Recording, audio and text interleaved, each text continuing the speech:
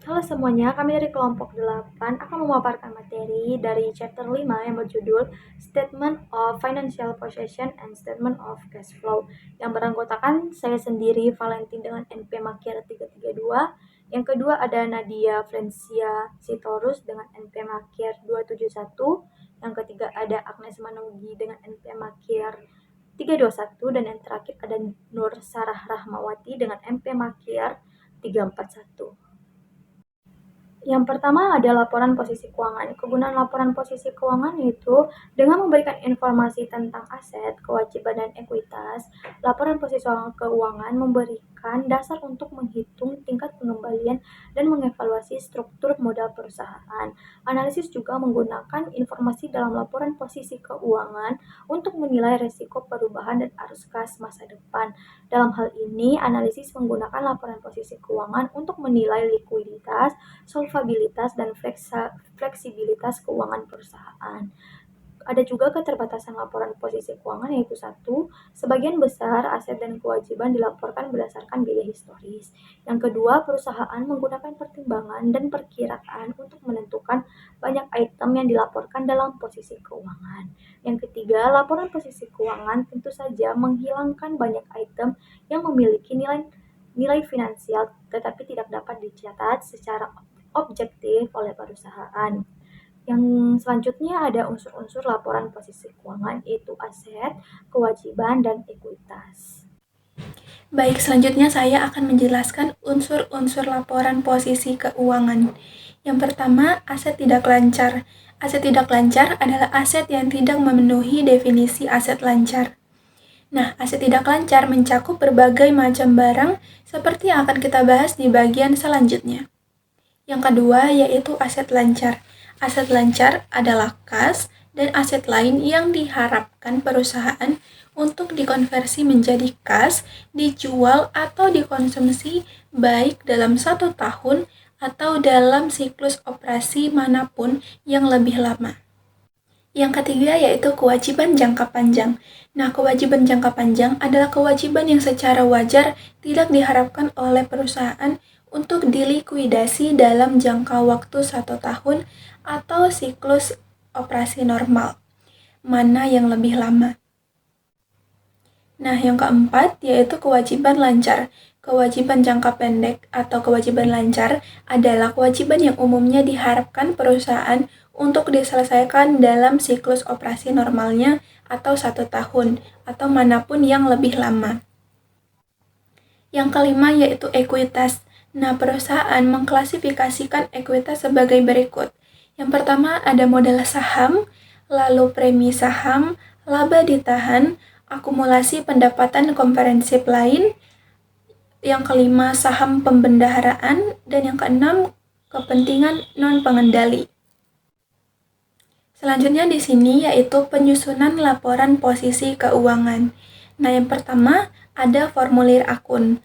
Formulir akun mencantumkan aset berdasarkan bagian di sisi kiri dan ekuitas serta liabilitas berdasarkan bagian di sisi kanan. Nah, kerugian utamanya adalah perlunya ruang yang cukup lebar untuk menyajikan item-item tersebut berdampingan. Yang kedua yaitu formulir laporan, mencantumkan aset diikuti oleh ekuitas dan kewajiban tepat di bawahnya pada halaman yang sama. Baik, selanjutnya di sini terdapat laporan arus kas. Nah, tujuan laporan arus kas, tujuan utamanya yaitu untuk memberikan informasi yang relevan tentang kas. Laporan arus kas mencakup hal-hal berikut. Yang pertama yaitu dampak kas dari operasi selama 1 periode. Yang kedua yaitu investasi transaksi. Yang ketiga transaksi pembiayaan. Dan yang keempat peningkatan atau penurunan bersih kas selama periode tersebut. Nah, di sini terdapat juga isi laporan arus kas. Yang pertama, aktivitas operasi melibatkan dampak kas dari transaksi yang masuk ke dalam penentuan pendapatan bersih.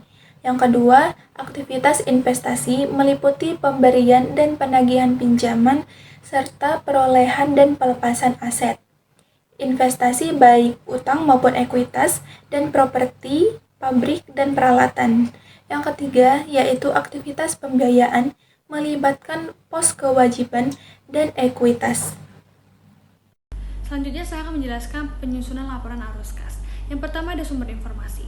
Perusahaan memperoleh informasi untuk menyusun laporan arus kas dari beberapa sumber. Yang pertama laporan posisi keuangan komparatif, yang kedua laporan laba rugi saat ini, dan yang terakhir data transaksi terpilih.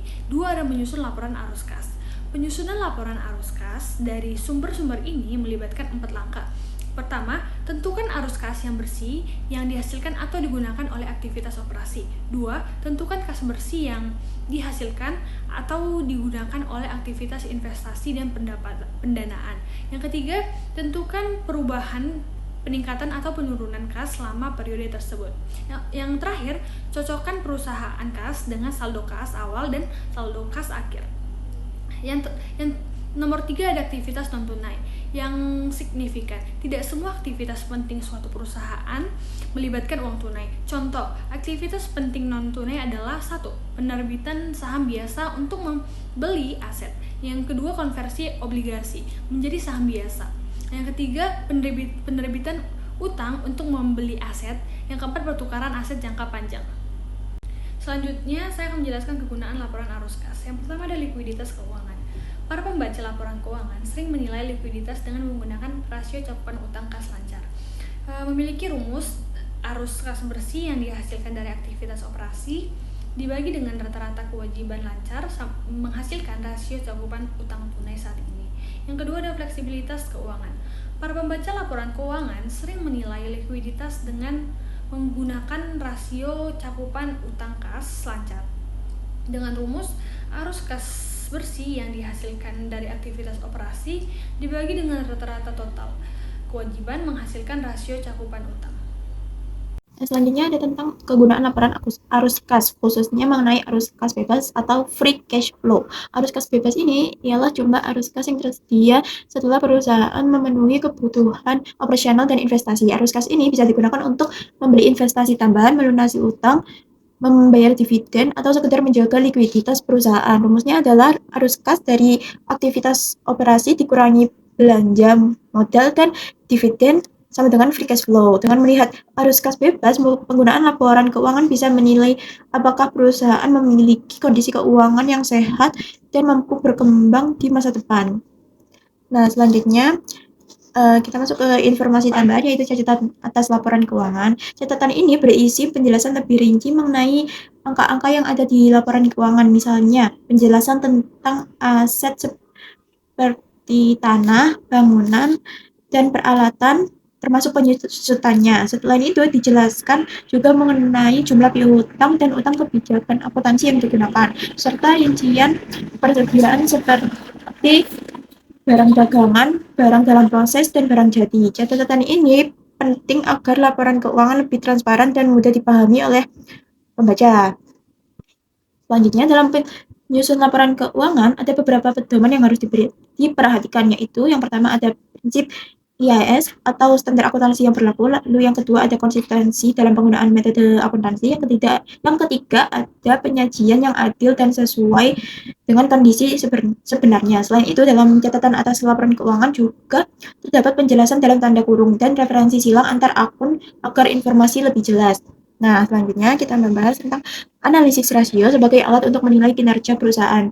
Beberapa jenis rasio umum yang digunakan adalah yang pertama ada rasio likuiditas untuk mengukur kemampuan perusahaan membayar kewajiban jangka pendek. Yang kedua ada rasio aktivitas untuk mengukur efektivitas perusahaan dalam menggunakan asetnya. Lalu yang ketiga ada rasio profitabilitas untuk melihat tingkat keuntungan perusahaan dalam periode tertentu. Dan yang keempat rasio cakupan untuk mengukur kemampuan perusahaan memenuhi kewajiban jangka panjangnya. Dengan menggunakan rasio-rasio ini, kita dapat menganalisis apakah perusahaan berjalan dengan baik atau tidak.